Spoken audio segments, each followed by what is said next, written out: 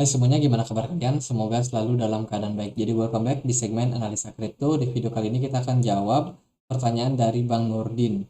Em, ya, thank you banget. Semoga di sana juga sehat selalu ya. Bang bahas token PLY, bagus nggak buat long term?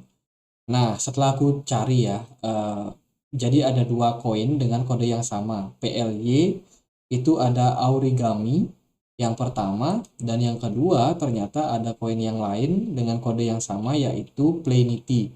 Jadi ini harus clear dulu, Bang Nurdin tanya yang mana. Tapi kita akan jawab keduanya aja. Jadi Origami, susah banget namanya, Origami ini adalah sebuah project berbasiskan DeFi. Jadi lending and borrowing, di mana teman-teman yang menggunakan platform ini itu dapat melakukan perdagangan kripto ya, seperti USDC, USDT, ETH, yang lainnya juga itu bisa di sini di platform Origami ini. Jadi ini seperti exchange pada umumnya, tapi sifatnya dia decentralized exchange. Nah, untuk decentralized exchange biasanya dia tidak memiliki yang namanya customer service. Dia tidak diawasi oleh satu institusi, tapi diawasi bareng-bareng oleh komunitas.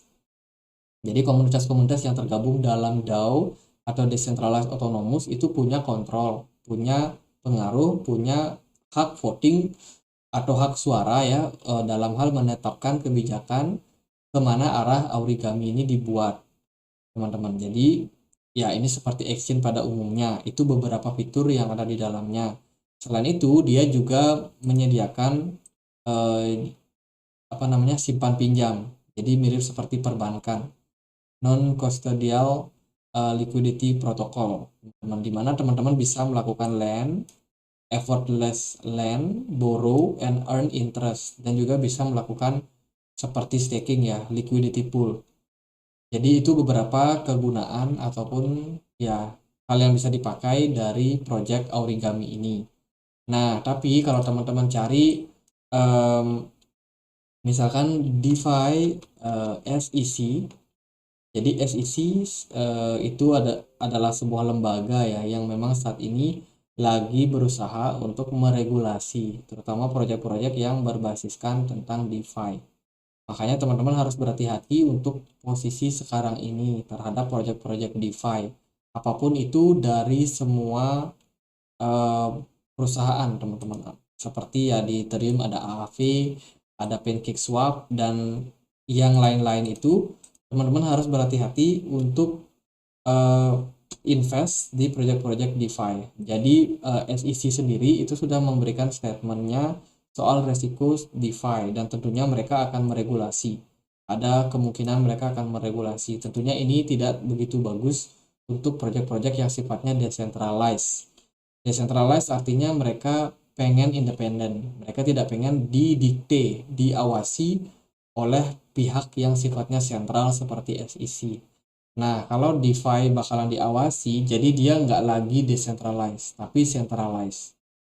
Nah, tentunya ini buruk ya buat ekosistem daripada DeFi ke depannya. Makanya teman-teman yang mau invest di proyek-proyek DeFi harus berhati-hati.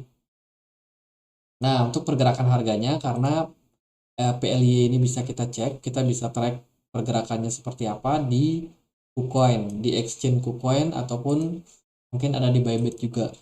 Jadi secara pergerakan dia volatile, naik dan turun, teman-teman. Kalau kita perhatikan juga volume perdagangannya kadang tinggi, kadang juga rendah. Artinya apa? Artinya adalah kita harus cek ini sebenarnya project siapa yang punya. Kalau kita lihat sih dari peredaran supply-nya, yang beredar itu baru sekitar 2,5 miliar token, teman. Dari maksimum supply-nya itu sekitar 10 miliar ya.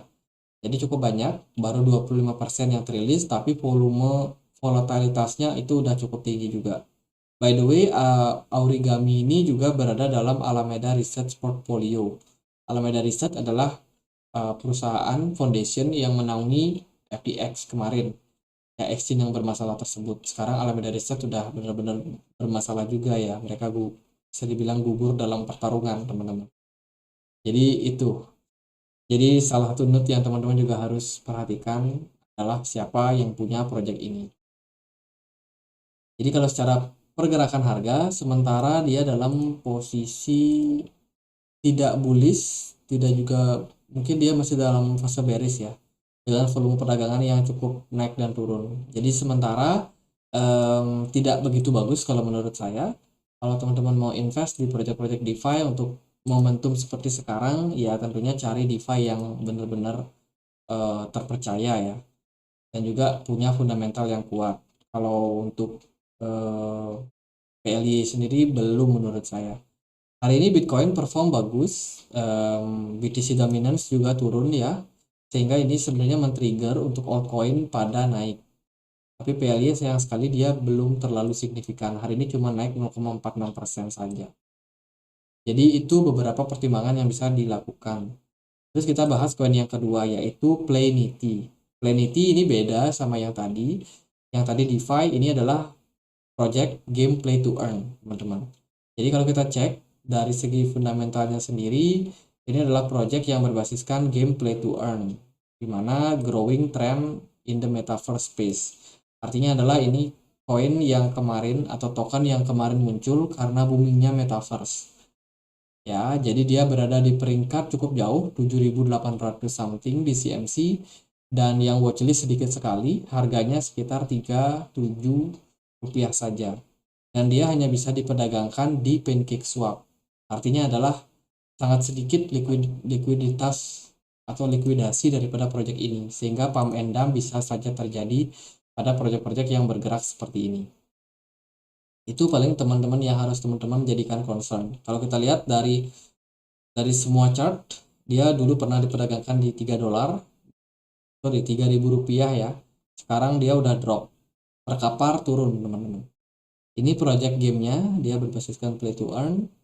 Aku sendiri belum pernah coba, belum pernah main, tapi menurutku melihat pergerakan daripada chart itu langsung lemes. Ya, kalau kita lihat sih dia terakhir kali bikin roadmap itu sampai di kuartal kedua 2022 saja. Mungkin sekarang proyeknya udah tidak dilanjutkan lagi, teman-teman, karena roadmap 2023-nya belum ada. Jadi itu dua produk yang berbeda. Semoga teman-teman bisa mendapatkan gambaran ya dari dua proyek ini. Jadi gitu aja deh, semoga bisa bermanfaat buat PLY. Semoga clear dulu ini yang di request yang mana, yang ini atau yang ini.